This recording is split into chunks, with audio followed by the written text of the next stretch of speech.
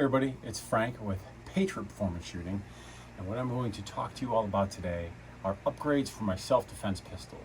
Okay, stand by, let's get into it. So let's start with this.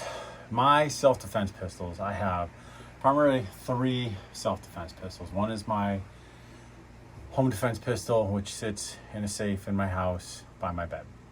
And then my everyday carry pistol, full size, and my everyday carry pistol, compact. All 3 are Glocks. They're all very, very similar in nature, except for the, well, let me put it this way, my one that stays in my house locked up next to my bed is a Glock 17 Gen 4. The one that is on me every day is a G45, and the compact one is a G43X. So 17 and the 45 are very similar in nature as far as the grip goes, size of the pistol, stuff like that. Then I have that slimline pistol for if I want to something lighter, smaller, that I'm, for whatever reason, something I'm wearing or an event I'm going to, or I really have to conceal and have no chance of the pistol showing. So let's get into these upgrades. Okay, so I'm a firm believer, working in a gun store, I picked up a lot of pistols, a lot of what we call self-defense pistols, right? I'm a firm believer, a majority of them generally need some kind of upgrades. Sometimes manufacturers will sell a base model and upgraded model. Well, those are upgrades, right? Sometimes they'll just sell one model, like Glock. They don't sell any with upgrades, right? It is what it is. The trigger's the trigger, slide lock lever's a slide lock lever. Sights are the sights. Well, there's some options for sights with Glock. And then your magazine release is what it is, the grip shape is what it is. So, and then you can get things like SIG, where they'll have a performance version or a more expensive version. It's got a bunch of upgrades, and they'll have a less expensive version without the upgrades on it. And what are the kind of features I'm talking about? Here's what I primarily am talking about for the most part. On Glocks, so this is going to be for my Glocks. So this is going to really be about Glocks. I like to upgrade a few things. First, sights. I like metal sights. Right? Metal sights, in my opinion, less chance of coming off the gun by mistake, especially, if you have an older Glock where the front sight uses the pin. That's horrible. You should replace that with a screw-on version at the very least. But I get some metal ones, and I'm not saying they have to be tritium, or anything like that. Honestly, fiber optic sights will probably work just fine. That's a whole nother discussion why, and we'll get into that into another video. Sights, you can upgrade the trigger, you can upgrade the magazine release button, you can upgrade the slide, and you can change the shape of the grip. Those are the things I'm talking about. That's a lot of stuff, right? But again, some companies do that already, right? So some companies you need to, like CZP-10. I love the CZP-10. I think the shape of the grip is great. I don't think it needs any modifications. I'll tell you, their slide lock lever is a lot like a Glock's. It's a little bit bigger, which is nice, but it's flat, way too flat for me.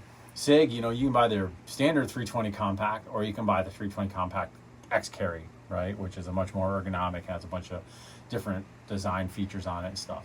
So a lot of people do this stuff or have the similar issues that Glock has. So it's not going to be about, hey, Glock sucks, why do you buy Glock? Because Glock works. That's a nice thing. So, and this isn't about Glock per se. It's more about what I do to my Glocks. So let's talk about some of the features I do to my Glock. So we will talk about slide lock lever. So I have a standard Gen 5 Glock here, and I don't know if you can see this, but the slide lock lever on your standard Gen 5 Glock is pretty flat.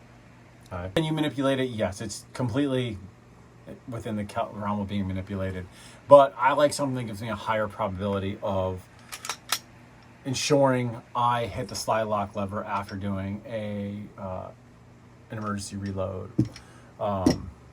So there's two ways I go on that. Depends on what gun it is. My favorite is going to be the standard Glock extended slide lock lever. So you can see this one has bumps that a bump that sticks out to the back, so back and out. I like that a lot. One, it's Glock, right? So no chance of warranty issue there, assuming you had it installed by a Glock armor. No chance of warranty issue, right? Which Glock is really good warranty anyway, so you never just have to worry about this stuff anyways. If your trigger breaks and you put a different slide lock lever in, they don't care about that. But I like the Glock one. I think it's real nice. See if I have another one here. Okay. This Gen 4 has a Tango Down, a Vickers Tango Down one. This one sticks out more. It's about the same. Sticks probably back. It probably sticks back just a little bit more. So it's got a little bit more upper surface area, but it sticks out. If you can see that, but it sticks out this way more. So, higher probability of hitting it, but I still, me personally, I like the Glock one. But there's others out there too. These are just the two that I use. So that slide lock lever, or excuse me, don't yell at me, folks. Slide stop lever. I know. Slide lock is the one on the bottom. Guess what? It depends on the manufacturer and who you talk to. So let's get past the verbiage. Okay, slide stop lever. I like an extended one. Now, I've seen some huge ones out there, like some race gun ones, some competition ones. I don't run anything that big. I generally just run something that I feel is going to be self-defense reliable. It doesn't get in the way. So that's another thing you have to think about. If you put something new on your gun, start gripping your gun for self-defense purposes, trying to shoot it, and how you would for self-defense if that happens to be different from how you would be shooting it some other way. And does the slide lock lever sit under your hand and not go up when it's supposed to when the magazine goes empty? So that's one thing to think about. So that's one thing. The next thing I like to do is I like to put a modified magazine release button on my Glock. So here's the problem with the Glock Gen 5 and Gen 4 magazine release buttons. See how it's a rectangle, right? Right here. So we have this rectangle, okay? Well, I don't know if you can see this on camera, but if you can't, next time you go into the store, if you don't have a Gen 4, Gen 5 Glock, go look at one. Back here, where it comes out in the grip area, not in front of the grip area, but in the grip area back here, what's happening is it is pretty much flush with the grip. So let me grab an empty mag. Here's an empty mag. If I push in back here on the back portion, it won't drop the mag. I'm not pushing the magazine release button. You can see, if you don't know if you can see it on that side, but it's not coming out very far. You have to get to the front edge of that magazine release button and push in there for the magazine to drop out. So I think that's a little bit of a design flaw. You can see they have that little swell right there for if you're a right-handed shooter, for your thumb, right? Which I think is ridiculous anyways. But they have that little swell right there.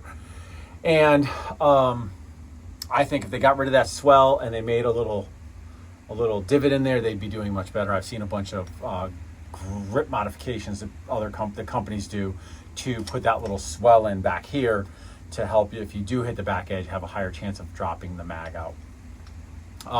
So I get a different one. So I'll start with my double stack guns. I use a Tango Down one, so Vickers Tango Down. That's designed by Larry Vickers, I think, manufactured by Tango Down. That button right there, I don't know if you can see it, how well you can see it, but it sticks out in the back. It kind of humps. It goes like that. There's like a hump. So it sticks out in the back, sticks out really high in the middle, and then it starts to flush down in the front, because you can just hit it in the middle instead of having to go to the front edge. So if I'm hitting it with my thumb, I don't have to go to the front edge of this. I can do it right in the middle and get a good purchase on there without having to manipulate the gun as much in my hand. So now the Gen 1, 2s, and 3s are a little different. It's a different button. It's a smaller rectangular button. And I've never had that problem with that gun. So 1, 2s, and 3s I was fine with. The Gen 4s came out, and I found this to be a kind of an issue that something I felt was an issue. Okay, so there's some others out there on my G43X. So I put the Tango Down one in my G43X, and I found it to be the manufacturing quality to be less than good. It felt like it was very sticky in there.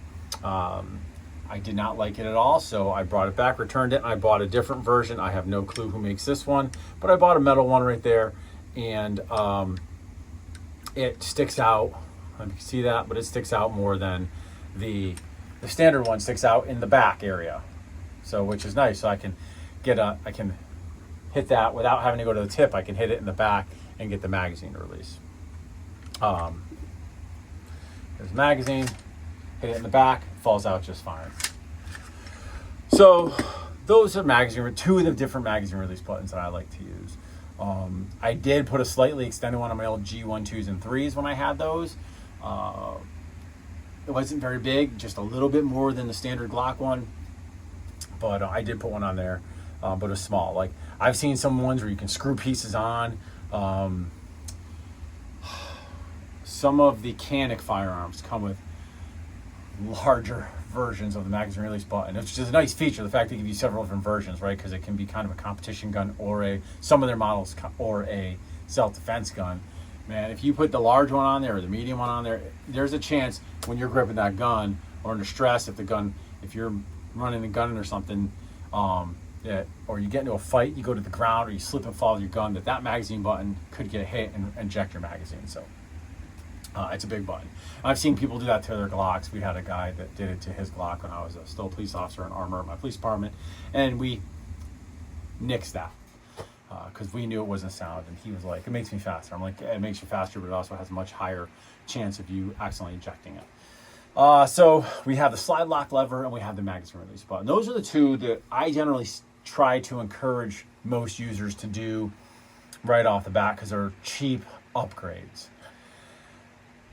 Honestly, I think Glock should just redesign that button or the magwell or the grip itself and the button, and I think they should just take their extended slide lock lever and put it on all their guns. They make a Gen 1, 2, 3 version of that lever as well as the Gen 4, 5 lever, the Gen 5 lever. So what's next? Now it's going to be sights. When I say sights, you don't need anything fancy. I'm going to tell you the most you need is metal sights. Fiber optic, I think, is optimal. That being said, I don't have any fiber optic sights on my guns. On the backs, on the fronts I do, but not on the backs. I would say fiber optic in front. If you get a sturdy fiber optic front sight, a strong one where the rod is not excessively exposed and the sight is strong itself, I think that's really all you need, because think about it, you have to really be using a flashlight and identify what you're shooting at or have some kind of light which makes that sight glow. If you never tried shooting with tritium sights in pitch black or in the dark, try it. It's not easy. So sights, that's a big one. Metal sights, my favorite sights at the moment are night vision. I really like theirs because I can order custom stuff. I can get the back all black like I like it, and I can get a high vis front insert, so they don't just paint a ring on there. They actually have an insert that's high vis plastic. If you get it with tritium, I think they all come with tritium. It has a tritium insert in there, so that's the only reason I have tritium, because they all have to have tritium from them. But that high vis green, orange, and they give you multiple color options. So those night visions, here's a set right here. These are the Costas. So I didn't really care if it had the line on the back. I'm not going to use it, but it's part of the sight. It's just the height works really well when I put an optic on this. But you can see that front sight, that high vis green, that's an insert that goes in there. It's not paint on there. So I really like that a lot. And then I have that on this gun right here, and I have it on my everyday carry gun. Right. Oh no, this is not night. Yeah, this is night vision. Let me see. I wish they'd mark them. Yeah, that's night vision.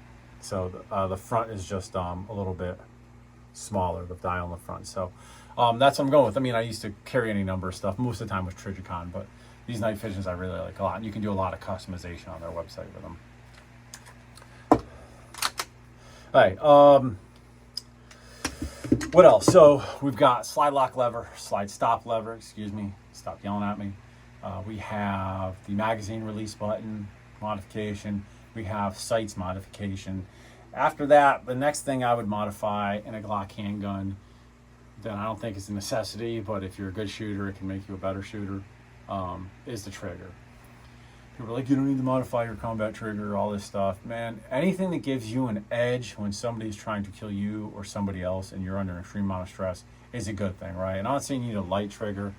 I'm just saying a better trigger. So I'm really thinking about not like close engagements. I'm thinking like, I got to take a parking lot shot 50 feet, 60 feet. There's an active shooter in a parking lot or a food court in a mall or something, right? And I don't want to get any closer because that person has a higher caliber weapon system, like a rifle or a shotgun, and all I've got is a handgun, and I'm like, I'm in a good spot. I'm not going to go overexpose myself to try and take on somebody with a handgun or shotgun. So now I can line up, and if I have a trigger that is easier for me to manipulate, nicer trigger, maybe it's smoother, maybe it has less break points, it could be a little bit lighter. I don't mind a little bit lighter. I don't go extremely light.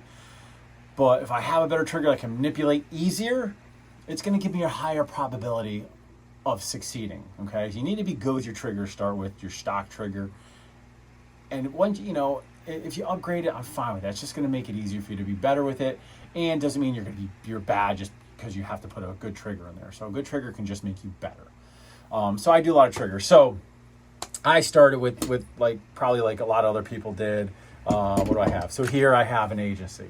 Okay, I've had agency triggers for a long time, probably 15 to 18 years in some of my guns. Not the same triggers, but I started with agency a long time ago doing their triggers. I broke 2 of their triggers on their 40 cal guns, their G22s. I sheared off the trigger safety on them, or broke the pins in it. I was doing a lot of shooting, and they replaced it both times. And again, that happened twice. It wasn't the same trigger both times that was replaced. It was one trigger, they replaced it, and then eventually it was another trigger, not the one they replaced it with, and they replaced that as well. Recently, I've tried Apex. So this has, because all I get was an Apex. This has an Apex in it, right? That's an Apex, right? And this is an agency. No, they're both agencies. So that's an agency too. One of these guns somewhere has an Apex in it. I don't know which one. So that's got an agency in it.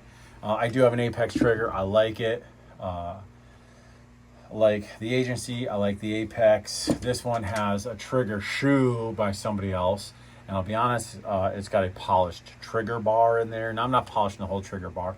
I polished some surfaces on the trigger bar where they connect with other parts in the gun when the trigger starts moving to the rear. Okay, polished parts, not making the gun much less safe.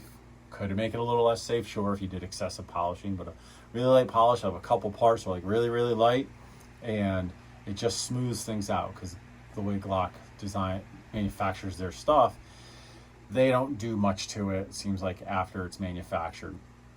Again, if they polished it and made it to their tolerances polished, that'd be great. Think about something to do, right, Glock? But they don't. So, you can make the trigger feel just a little bit nicer by giving things a light polish. If you've never done it before, leave it to a professional, or don't put it in your self-defense guns until you know what you're doing, if you're going to do it yourself. Otherwise, find a professional and let them do it, or buy the parts pre-polished from somebody. At least you get a warranty then. Okay, so, and then my most recent purchase was the Glock Performance Trigger. Okay, so Glock Performance Trigger, I love the thing. So with a standard connector, Glock connector in your Gen 5 gun, and the Glock Performance, you're coming in about 4.5 pounds.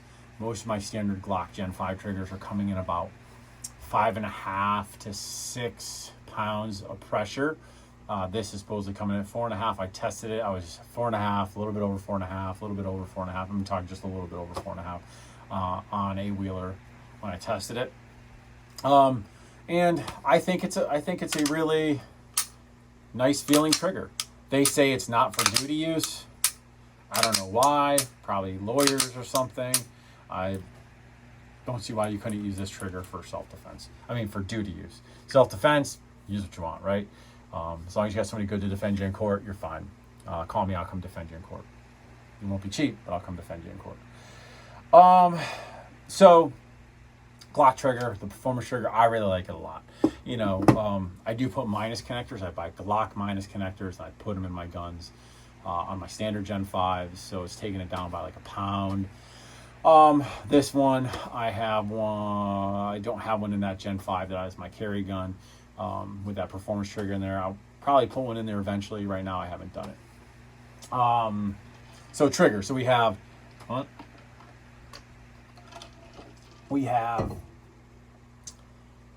slide stop lever. We have magazine release button modification. We have a change out of the plastic sights. If you bought a Glock with iron sights, you're fine. If your gun came with iron sights, you're fine. If they're the white dot type, I would say change the front one out for a fiber optic. Okay. Then we have the trigger. That's another good one, right? Trigger can make you just a better performer. Nothing wrong with that. Every advantage is an advantage, even a small one. Which brings me to my next modification. Comp. Okay? A comp on your gun. Does it throw a bunch of muzzle blast up in the air? Yes, it does. Can that be a hindrance at times? It sure can. Not, in my opinion, for follow-up shots and stuff like that, but when I do close contact shooting, my head can be right under that and blows it up towards my face. Is it annoying? Yes. When I did it, knowing it was going to happen, nothing I couldn't work through to practice my close contact shooting. So comps, again, if you have a compensation of recoil, minimizing how much the muzzle rises when the slide starts to come to the rear, is mostly grip.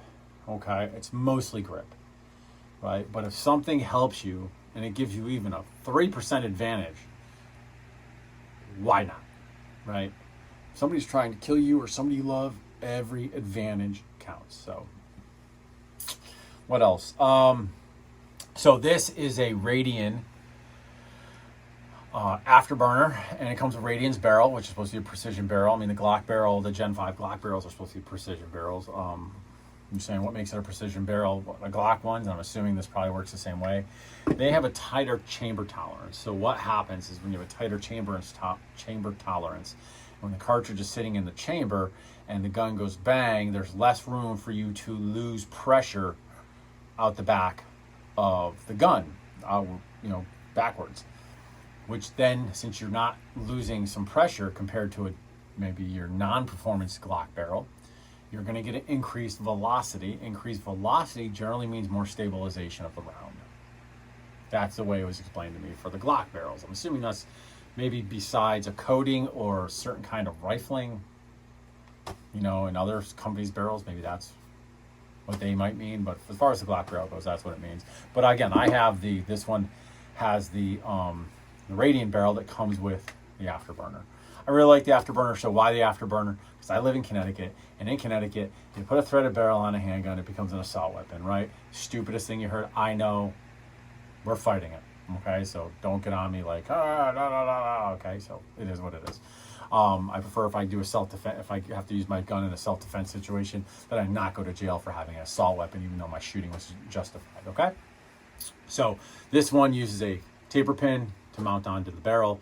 The barrel has a recessed area for the taper pin to go through, and I've probably got 2,000 rounds for this gun now, and maybe more, and that thing hasn't loosened up at all. So great job on that. Do I feel like it makes a difference? Very, very, very, very, very, very small. Very small. But again, every advantage is an advantage. What else? Let's see. All right, grip modifications. Grip modifications can be done at home. They can be done by a professional. They can be done by somebody that's not a professional. So be careful, right? The biggest grip modification for me that I like having done to Glock. So this Glock is a standard, no modification to the grip. This bump tends to give people irritation right here. See, in all my class, most of the students in my classes that are shooting stock Glocks, I see that irritation because we want to ride up nice and high on the gun, and we want to get as high as we can to help with leverage control or recoil control via leverage, and they start to get an irritation right there. You can literally take a nail file yourself and file down that hump just a little bit right there, and that's it. Just flatten that out right there.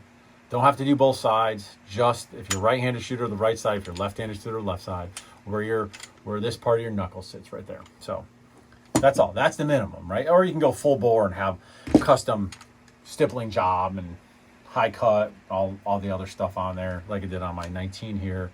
And then, or you can have just like this one I had, this Gen 5, I had just the trigger guard done. So I had them cut it up high here, which got rid of the the annoying bump area. And I had them put this cut there. I kind of wish I never did that. I wish I just left that alone. All I really need is this high cut here. Again, that's another thing if I wish Glock would just do. Now, does it weaken your trigger guard? Sure. If my gun happens to smash down on something on the trigger guard and it breaks open, I'll buy a new frame somewhere. Okay, so let's get past that. I've done this to a few guns. I've never had an issue with it. Again, done by professionals each time, not at home. I did do it at home once with an old gun I had that I really didn't care about, and it came out pretty good. Not the stippling. The stippling was horrible, but the undercut and getting rid of the bump were fine. And I've gotten rid of bumps on guns. Just getting rid of the bump itself right there without a problem. So something I think you could easily do at home. Just taking your time, nail file, a little emery, a little sandpaper, light sandpaper, and just start working your way down on it. You can watch plenty of videos on it, stuff like that. So those are the modifications that I would say outside of optics and lights, just to get your gun up and running to the gun. Now, magazines. You've seen me pull out a couple different magazines here, and let me talk about those. So I live in Connecticut. I have registered magazines because I was allowed to register my magazines like everybody else was when they 2013. Plus, I had got to register any other magazines I have when I left law enforcement. So I can have higher capacity magazines. Most people, if they've never been in law enforcement, if they didn't register a magazine in 2013, have never been in the military and bought those magazines while they're in the military and register them, then they can't have anything that holds more than 10 rounds. I know it's unconstitutional. It is what it is, right? I prefer not to go to jail on a felony on a justified shooting. So we're in an anti-gun state, and that's probably what will happen. So that being said, if you have magazines that can hold more than 10 rounds, I'm a big proponent of having extended magazine base plates on some of your magazines. Why? Well, home defense guns. You're not concealing it. Right now, if your concealment gun is your home defense gun, maybe you have magazines that are extended while you have it at home, and then when you go when you're getting ready to go somewhere and leave the house, you swap out the magazine with a flat base pad magazine, and it's a little bit easier to conceal because this does stick it backwards, and it does make, if you're trying to conceal it, can maybe, depending on how you do it, print a little. So here's a Terran Tactical one that adds like 6 rounds. Here's a Terran Tactical one that adds 3 or 4 rounds. These I've had for many, many years. They've done a great job. I'm not a fan of the plastic Glock ones. I had one explode on me at a call once. Nothing more embarrassing than standing there at a minor domestic, and all of a sudden your magazine explodes backwards all over the person's floor. It is what it is. So I stopped carrying those altogether, and now I just go with metal ones. And then after that, so if you're in a 10-round state, or a 7-round state if you're in New York, I think it is, I like an extended magazine for a couple purposes. One, if it extends out the bottom a little and I have to hit the gun, excuse me, I didn't mean to do that. If I have to hit the gun, if I have to hit the mag to seat it properly under stress, maybe I had a tap rack I had to do, that sticking out helps a lot. A lot. If I need to strip the mag during malfunction, that sticking out helps a lot. Now, these LWS, I think it is. I love these things. They don't add any ammunition to the gun, to the magazine, excuse me. They don't add any ammunition to the magazine. They are just slightly larger, so they're adds a little weight, so they'll fall free easier. They stick down so I can pull on them, right? It's easier to hit them to reinsert into the gun if I have to do a tap rack or something like that. So I really enjoy these a lot. They have some knurling in the front and the sides to help you, and the bottom to help you get better traction on it when you're pulling it or pushing it or grabbing it or something. So I like those lots. So if you're a Connecticut resident, I think it's a good idea to have the extenders on there. I'm not a fan of plastic base pads at all, just not. And so those are the 3 ones, besides the normal Glock base pads that I have in some of my training mags. These are the ones that are my kind of go-tos for carry and self-defense and stuff. And I do have a bunch of the training mags that have stuff like that on it. And now for my Glock 43, what I put on here, because I can't put an extender on this because I bought this after I left law enforcement, because the grip's a little bit short for me, I put these Pierce Grip pinky extenders on there.